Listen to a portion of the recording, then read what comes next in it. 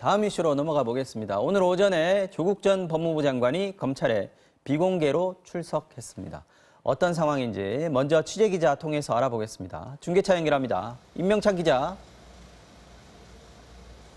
네, 서울중앙지검 반부패 수사 2부는 오늘 조 전 장관을 오전 9시 35분부터 변호인 이페아에 조사하고 있다고 밝혔습니다. 조 전 장관은 기자들이 대기하고 있던 1층 출입문이 아닌 곳으로 검찰이 나와 출석 모습은 포착되지 않았습니다. 조 전 장관에 대한 조사는 지난 8월 27일 검찰이 대대적인 압수수색을 시작으로 조 장관 주변 의혹에 대해 본격 수사에 들어간 지 79일, 장관직에서 물러난 지 한 달 만입니다. 검찰은 조 전 장관을 상대로 자녀들의 입시 비리와 차명 주식 거래 의혹, 증거인멸 의혹 등에 얼마나 개입했는지를 광범위하게 조사하고 있습니다. 검찰은 딸과 아들의 서울대 공익인권법센터 인턴 증명서 발급에 조 전 장관이 영향력을 행사했을 것으로 의심하고 있습니다.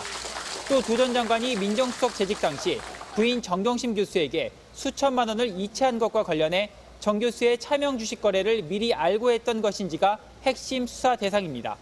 이에 대해 조 전 장관은 자녀들이 실제로 인턴을 했고 사모펀드는 물론 주식 거래 내용에 대해 전혀 몰랐다는 입장을 피력해왔습니다. 검찰은 또 검찰 수사에 대비해 정 교수가 자산 관리인을 시켜 자택 하드디스크를 교체하는 것을 알고도 조 전 장관이 방조했다는 의혹에 대해서도 조사할 것으로 보입니다. 현재 조 전 장관은 진술 거부권을 행사하며 검사의 피의자 신문에 답변하지 않고 있는 것으로 전해지고 있는데 검찰은 조 전 장관 답변 여부와 관계없이 조사를 계속 진행 중으로 전해졌습니다.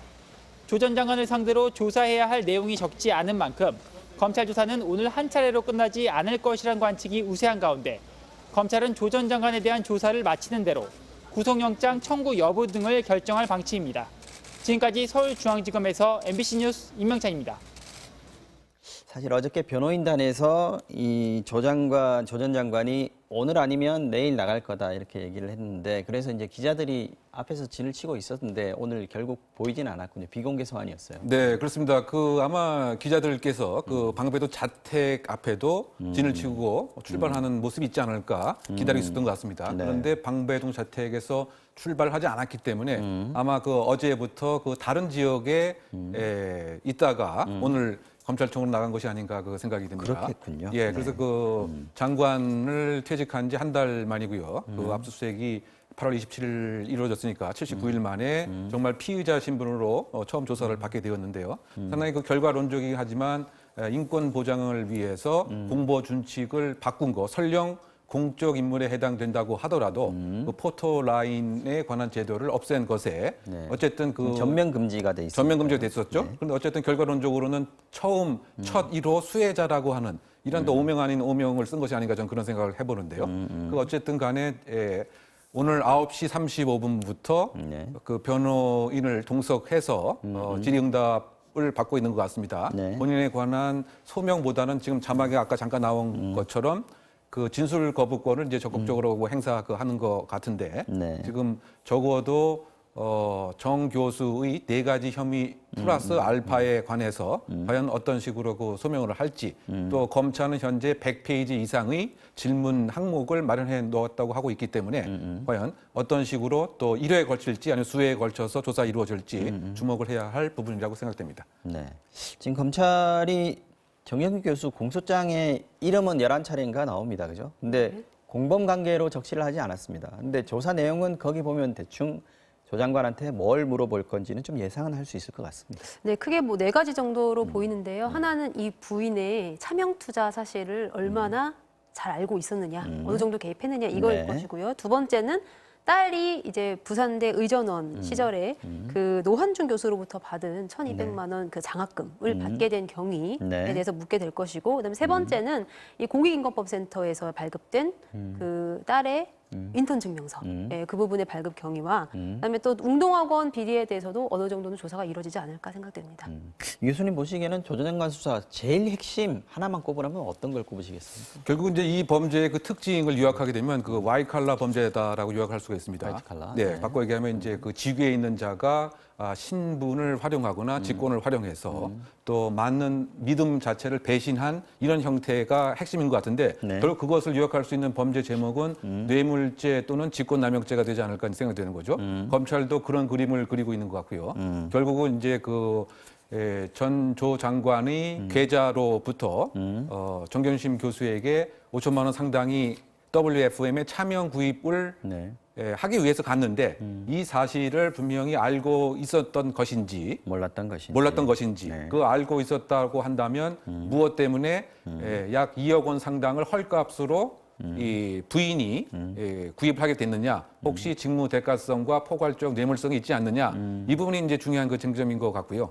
그 비슷한 맥락에서 네. 이 딸께서 그 장학금 낙제를 했음에도 불구하고 1,200만 원의 장학금을 수혜를 했는데 이것도 뇌물성은 있는 것이 아니냐. 바꿔 얘기하면 이제 부산 의전원의 장이 되기 위해서 그것을 기대하고 1,200만 원을 준 것은 아닌가. 이거 플러스 저는 또 한 측면에서 봐서는 이제 그 검찰이 그 유재수 부산 부산시 부시장의 네. 금융기관과의 비위 의혹을 감찰이 분명히 시작됐음에도 불구하고 무마하지 않았느냐. 덮었는데 이것이 조 장관이 개입한 문제가 있지 않느냐. 그럼 이것도 직권남용의 혐의가 될 수 있기 때문에 그것도 포함될 가능성이 있다. 그렇죠. 아무래도 그렇기 때문에 지금 그 관련 기관을 계속 압수수색하고 또 그 유 부시장에 대해서 지금 뭐 수사가 본격적으로 이루어졌기 때문에 이 두 가지 사항이 큰 쟁점이 되지 않을까 생각됩니다. 김재 변호사는 보시기에 뇌물죄 지금 얘기가 계속 나오고 있는데 네. 이 뇌물죄는 혐의를 입증하려면 검찰이 좀 해야 될 것들이 좀 꽤 있을 것 같습니다. 네, 우선 첫 번째로는요, 딸이 2015년도에 의전원을 휴학을 하는데 이듬해 이제 6학기 연속 200만 원씩 총 1,200만 원의 그 장학금을 받게 되잖아요. 이제 그러고 나서 지난해 6월에 노한중 교수가 이 부산 의료원장에 임명을 하게 되는데 네. 그 과정에서 어느 정도 이 조국 전 장관이 개입이 되어 있느냐.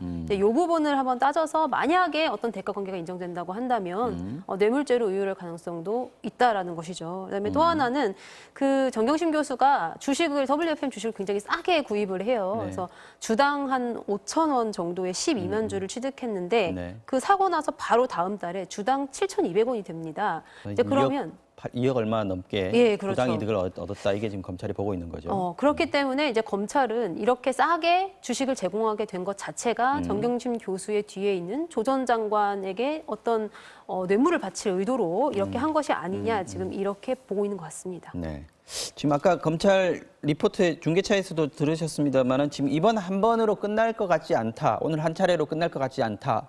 이런 전망이 나오고 있다고 하고 끝나고 나면 구속영장 청구 여부 검토할 거다. 이런 기사가 나왔는데 변호사님 보시기에는 어떻게 될 것 같습니까?